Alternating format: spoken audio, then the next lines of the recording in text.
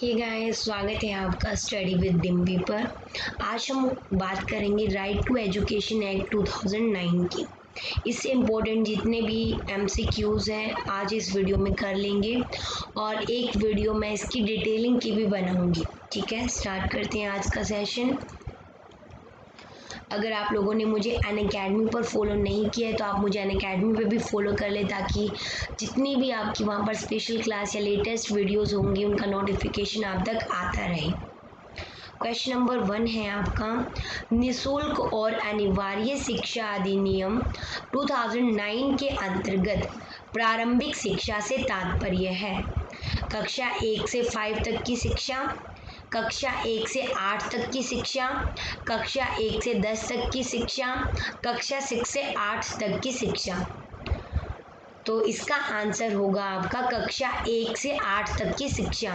प्रारंभिक शिक्षा का मतलब यहाँ बिल्कुल ये नहीं है कि 5वीं तक की शिक्षा है, नहीं, क्योंकि आपको पता ही होगा जो आपका RTE एक्ट 2009 है वो कहता है निःशुल्क और अनिवार्य शिक्षा कौन सी कक्षा तक, कक्षा 1 से लेकर 8वीं तक। तो यहाँ पर प्रारंभिक शिक्षा का तात्पर्य 1 से 8वीं तक का है, ना कि 1 से 5वीं तक का।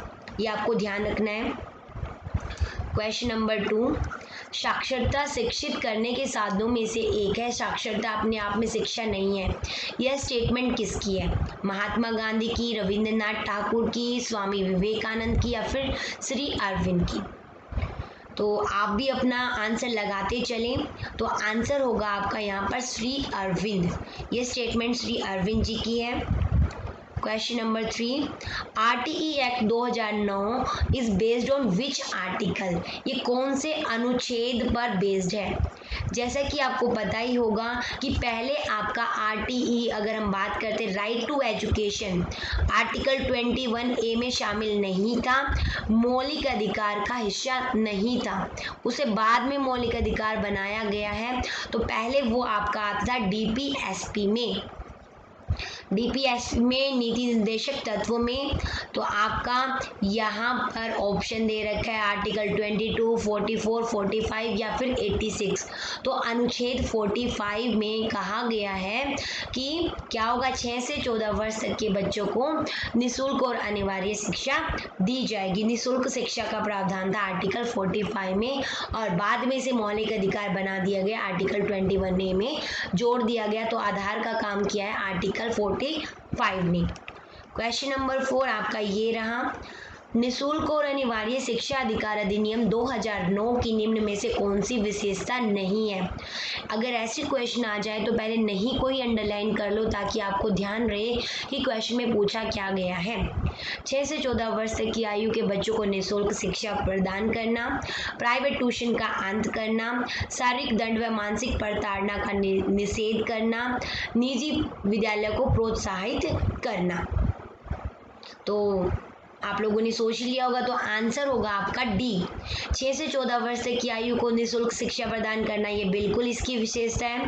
प्राइवेट ट्यूशन को यहाँ पर मना किया गया, किसी भी प्रकार की प्राइवेट कोचिंग गवर्नमेंट टीचर नहीं कर सकता है, ना स्कूल के बाद ना स्कूल के अंदर बच्चों को रोककर प्राइवेट कोचिंग दे सकता है। यहाँ पे कहा गया है कि शारीरिक किसी भी प्रकार का दंड मना है, चाहे वो शारीरिक दंड हो या फिर मानसिक दंड हो। मानसिक प्रताड़ना का मतलब है गाली गलौज देना, तो दोनों को निषेध किया गया, मना किया गया। ये बिल्कुल सही है।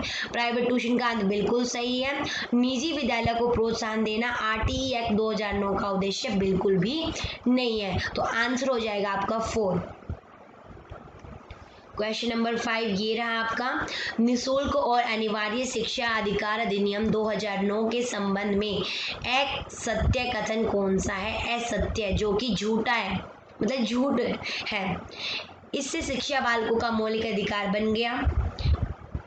यह कानून 1 अप्रैल 2011 से लागू हो गया। इसमें बालक की आयु 6 से 14 वर्ष तक की है। निजी शिक्षण संस्थानों में 25% सीटें कमजोर तबके के बालकों के लिए आरक्षित होगी। आंसर आपने सोच ही लिया होगा, तो आंसर होगा आपका बी। यहाँ पर 2011 नहीं है बल्कि 2010 है। ये स्टेटमेंट बिल्कुल करेक्ट है। बालक की आयु 6 से 14 वर्ष की है और जितने भी प्राइवेट स्कूल हैं वहाँ पर जो कमज़ोर मतलब गरीब जो लोग हैं उनके लिए 25% सीटें आरक्षित की गई हैं कमज़ोर तबके के बालकों के लिए। आपको पता भी होगा चिट प्रणाली वहाँ पे यूज़ की जाती है। जो भी आपके बच्चे के पेरेंट्स होते हैं स्कूल में जाकर उनका एनरोल कर लेते हैं, तो कोई फिक्स डेट पर चिट प्रणाली यूज़ की जाती है। चिट के माध्यम से बच्चे का नाम निकाला जाता है और जिस बच्चे का सिलेक्शन हो जाता है, चिट में नाम आ जाता है, उसको स्कूल में एडमिशन दे दिया जाता है फ्री ऑफ कॉस्ट। तो आंसर हो जाएगा आपका बी। रॉन्ग है बी। जितने भी स्टूडेंट्स हमारी वीडियोस को देख रहे हैं लाइक एंड शेयर जरूर कर दें, चैनल को सब्सक्राइब कर लें ताकि जितनी भी लेटेस्ट वीडियोस हैं उनका नोटिफिकेशन सबसे पहले आप तक पहुंच जाए। बेल आइकन को भी दबा दीजिए। नेक्स्ट क्वेश्चन है, ये रहा आपका। गले में थोड़ा प्रॉब्लम है, वॉइस क्लियर नहीं होगी, I am really sorry but I try my best. निःशुल्क और अनिवार्य शिक्षा अधिकार अधिनियम 2009 में एक अध्यापक को निम्न में से किस दायित्व को पूरा करना होगा? विद्यालय में नियमित रूप से समय पर उपस्थित होना होगा, पाठ्यक्रम का संचालन कर पूरा करना होगा, संपूर्ण पाठ्यक्रम को निर्धारित समय पर पूरा करना होगा या ऑल ऑफ दिस। तो आंसर होगा आपका ऑल ऑफ दिस। तीनों ही स्टेटमेंट करेक्ट है। तीनों ही स्टेटमेंट क्या है भाई? करेक्ट है। नेक्स्ट क्वेश्चन पर चलते हैं। निःशुल्क और अनिवार्य शिक्षा अधिकार अधिनियम 2009 के अंतर्गत केंद्र और राज्य सरकारों के मध्य कोष का साझेदारी अनुपात क्या है? 25-75 का, 50-50 का, 45-55 का या 55-45 का? तो जितना भी न्यू डाटा है उसके अकॉर्डिंग यहाँ पे 60 और 40 की रेशियो आ गई है। मान लीजिए किसी स्कूल को बनाने में शिक्षा के अधिकार अधिनियम के अंतर्गत लगे हैं 100 करोड़ रुपए, तो 60 करोड़ रुपए आपका सेंटर देगा जबकि 40 करोड़ रुपए क्या होगा? स्टेट को पे करना होगा। तो रेशियो 60:40 की है। अब नेक्स्ट क्वेश्चन है, as per RTE a primary school should be located within how many kilometres from your house? तो जो बच्चे आपके प्राइमरी स्कूल में पढ़ते हैं, कक्षा 1 से 5वीं तक के बच्चे हैं, तो उनके कितनी किलोमीटर की दूरी पर घर मतलब कि घर के नज़दीक स्कूल होना चाहिए? 2 किलोमीटर, 1 किलोमीटर, 3 किलोमीटर या फिर नन ऑफ दिस? तो आंसर होगा आपका 1 किलोमीटर। अगर यहाँ पर हायर प्राइमरी स्कूल होता, उच्च प्राथमिक स्तर होता, तो आपका आंसर क्या होता? यही ऑप्शन रहेंगे। इसका आंसर आप मुझे कमेंट बॉक्स में रिप्लाई करोगे। उच्च प्राथमिक के केस में कितना किलोमीटर का प्रावधान है? अगर उससे ज़्यादा अगर डिस्टेंस है तो स्कूल खुद प्रोवाइड करेगा ऐसी सर्विसेज जो बच्चों को ले जा सके और छोड़ सके घर तक। ठीक है। नेक्स्ट क्वेश्चन है, विद्यालय में शिक्षण के अतिरिक्त शिक्षक धन प्राप्ति के लिए कर सकता है क्या? घर पर विद्यार्थियों को ट्यूशन पढ़ाना, विद्यालय से अवकाश लेकर घर में कोचिंग के लिए अतिरिक्त समय देना, विद्यालय समय समाप्ति के बाद विद्यालय में ही अतिरिक्त समय में ट्यूशन पढ़ाना या फिर नन ऑफ दिस? तो इसका आंसर क्या होगा? नन ऑफ दीज होगा। कोई भी प्रावधान वो नहीं कर सकता। शिक्षक धन प्राप्ति के लिए कोई भी कार्य नहीं कर सकता। ट्यूशन पढ़ाना मना है। सरकारी टीचर्स की हम बात कर रहे हैं। विद्यालय से अवकाश लेकर ये तो बिल्कुल नेगेटिव है कि बच्चों को तो पढ़ा नहीं रहे हो और पैसे कमाने के चक्कर में अपनी कोचिंग सेंटर खोले हुए हो, तो ये तो बिल्कुल भी नहीं हो सकता। विद्यालय समय समाप्ति के बाद विद्यालय में ही अतिरिक्त समय में ट्यूशन पढ़ाना, एक्स्ट्रा क्लास अलग होती है और ट्यूशन पढ़ाना अलग होता है। ट्यूशन वो होता है जिसके बदले में टीचर पैसे लेगा और एक्स्ट्रा क्लास क्या होती है कि जो कमज़ोर बच्चे हैं टीचर उसको फ्री ऑफ कॉस्ट पढ़ाए, तो वो हो सकता है। लेकिन यहाँ पर ट्यूशन जो वर्ड आ गया तो इसीलिए इसको हम मना कर देंगे, काटा मारेंगे। ये भी ऑप्शन आपका नहीं है, तो क्या हो जाएगा? None of this.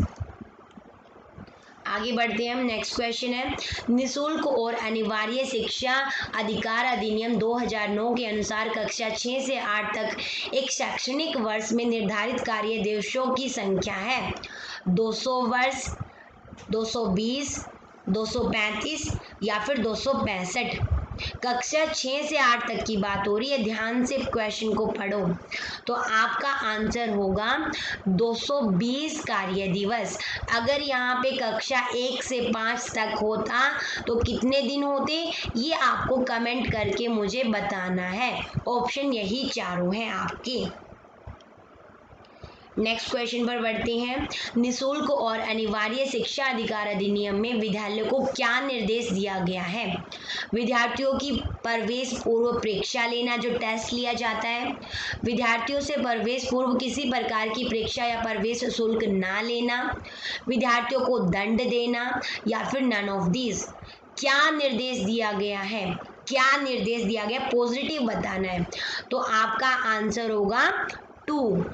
ना तो टीचर किसी भी प्रकार की पहले से कोई टेस्ट या परीक्षा ले सकता है, ना ही किसी प्रकार का डोनेशन ले सकता है। अगर स्कूल कोई डोनेशन मांगता है तो आप उसकी कंप्लेन कर सकते हैं, उसके ऊपर भारी दंड का प्रावधान है। तो ना तो टेस्ट लेना और ना ही इवन पेरेंट्स का जो इंटरव्यू होता था वो भी मना किया गया है। ठीक है, तो पूर्व परीक्षा लेना नहीं, विद्यार्थियों को दंड देना नहीं, दंड नहीं दे सकते, ना ही मानसिक ना ही शारीरिक। तो आंसर होगा 2। नेक्स्ट क्वेश्चन ये रहा आपका। आर्थिक रूप से कमजोर समुदाय के बच्चे हेतु निजी स्कूल में कितने प्रतिशत आरक्षण का प्रावधान है? अभी पीछे ये क्वेश्चन की किसी स्टेटमेंट में भी आया हुआ था। 10%, 25%, 33% या फिर 50%। तो आंसर होगा आपका 25% का प्रावधान है। मतलब क्या है कि निजी स्कूल में अगर आपके पास 100 सीटें हैं तो 25 सीटें आपको कमजोर, जो आपके गरीब तबके के लोग हैं, उनको प्रोवाइड करनी है, उसके लिए आरक्षण का प्रावधान है। ओके, नेक्स्ट क्वेश्चन ये रहा आपका। कक्षा 1 से 5 तक के लिए 200 बालकों के ऊपर छात्र शिक्षक अनुपात क्या होना चाहिए? सबसे पहले तो आप कक्षा देखो कौन सी है, फिर देखो बालक कितने कहा गया है। 1:30 का, 35:1 का, 40:1 का, 45:1 का। तो आपका आंसर हो जाएगा 40:1 का। अगर 200 से कम है तो यही रेशो है आपकी 30:1 की। अगर 200 से अधिक है तो आपकी रेशो हो जाएगी 35 नहीं होगी, याद रख लो, ये हो जाएगी आपकी 40:1 की। अगर यहाँ पे कक्षा 1 से 5 ना होकर 6 से 8वीं तक की होती तो 200 से कम में आपका रेशो होता 35 बच्चों पर एक टीचर, और 200 से अधिक में सेम है, जितना यहाँ पर है 40:1 का, यहाँ पर भी 40:1 का है। ठीक है, कक्षा 1 से 5 तक 200 से कम है तो 30:1, कक्षा 6 से 8 तक 200 से कम है तो 35:1, दोनों ही केस में 200 से अधिक है तो दोनों ही केस में सेम है, 40 बच्चों पे एक टीचर, 40 बच्चों पे एक टीचर। आगे बढ़ते हैं हम। नेक्स्ट क्वेश्चन क्या है आपका। अधिनियम के संबंध में सही कथन क्या है? बालक का सर्वांगीण विकास होना चाहिए, बालक की शारीरिक व मानसिक योग्यताओं को बढ़ाकर उनका विकास किया जाएगा, भय, चिंता और तनाव से मुक्त कर बालक को स्वतंत्र रूप से विचार व्यक्त करने में सहयोग दिया जाएगा, ऑल ऑफ दीज। तो आप लोगों ने आंसर सोच लिया होगा। तो सारी ही स्टेटमेंट बहुत ही पॉजिटिव है, अच्छी है, तो सब आपका कथन सही है, उपरोक्त सभी होगा। वेरी वेरी सिंपल क्वेश्चन था। जितने भी स्टूडेंट्स वीडियोस को देख रहे हैं प्लीज़ लाइक करें, शेयर करें, चैनल को सब्सक्राइब कर लें और बेल आइकॉन को भी दबा लें ताकि जितने भी आपकी न्यू वीडियोस होंगी उनका नोटिफिकेशन सबसे पहले आप तक पहुंच जाए। निःशुल्क और अनिवार्य शिक्षा अधिकार अधिनियम 2009 में एक अध्यापक के लिए कितने न्यूनतम कार्य घंटे प्रति सप्ताह निर्धारित किए गए हैं? जब हम बात करते हैं वार्षिक की तो आपका पता है आपको कि कक्षा 1 से 5 तक का अलग है, 6 से 8 तक का अलग है। यहाँ पे 220 घंटे, यहाँ पे 200 घंटे हैं, लेकिन यहाँ पे सप्ताह की बात हो रही है।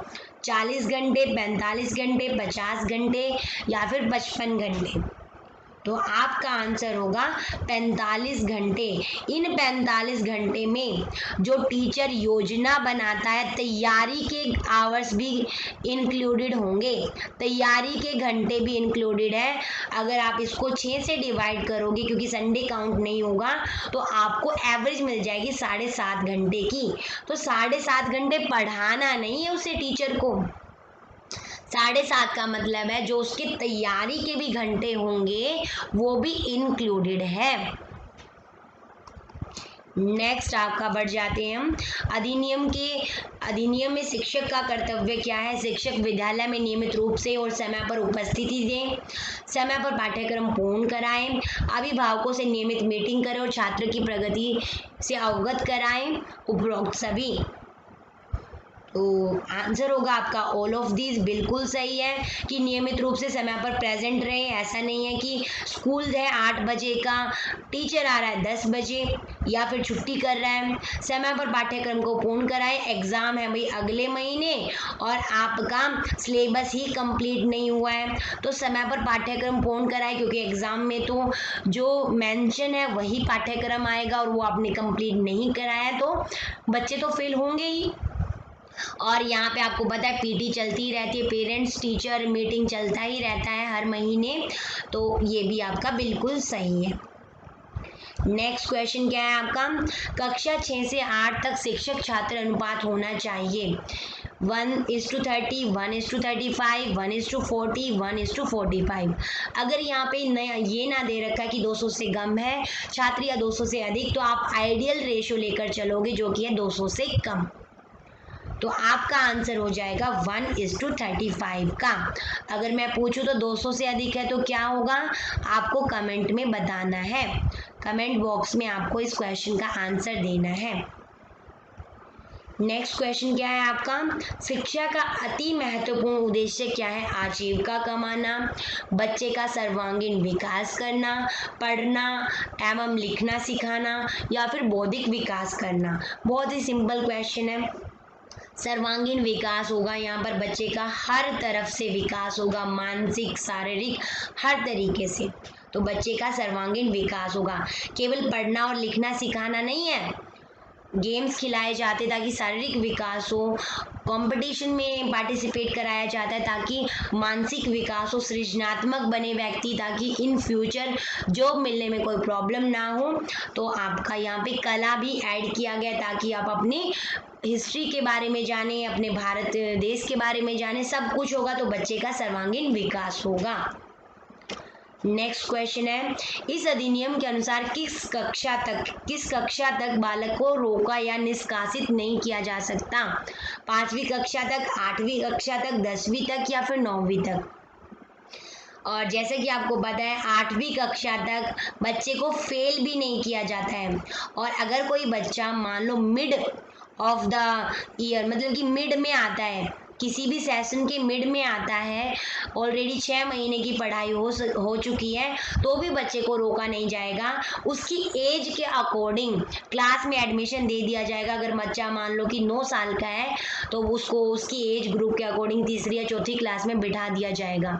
ठीक है, आगे बढ़ते हैं।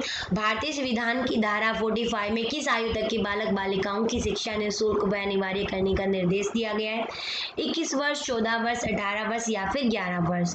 तो आपका आंसर होगा 14 वर्ष तक के बच्चों को, 6 से 14 वर्ष तक के बच्चों को निःशुल्क और अनिवार्य शिक्षा का प्रावधान है। और यहाँ पे आर्टिकल 45 भी हो तो उसमें भी 14 वर्ष तक का ही है। इस अधिनियम के अनुसार विद्यालय प्रबंधन समिति में कितने प्रतिशत महिलाएं होंगी। 25%, 33%, 50 या फिर 60। भाई जितने भी आप कॉम्पिटिटिव एग्जाम की बात करते हो, पंचायतों की बात करते हो, हर जगह आपको 33% का मिनिमम प्रावधान पता चलता है, लेकिन यहाँ पर 33 नहीं है, यहाँ पर आपका है 50%, 50% होगा इसका आंसर। नेक्स्ट क्वेश्चन है, शिक्षा का अधिकार कानून किस राज्य पर लागू नहीं है। मतलब लागू नहीं था जब ये आपका एक्ट बना था तब। आंध्र प्रदेश, जम्मू कश्मीर, सिक्किम एंड गोवा। तो आपका आंसर होगा जम्मू एंड कश्मीर। अब ये लागू हो चुका है, पहले उस टाइम पर जब ये बना था, क्योंकि जम्मू एंड कश्मीर का अलग संविधान था, तब ये लागू नहीं था।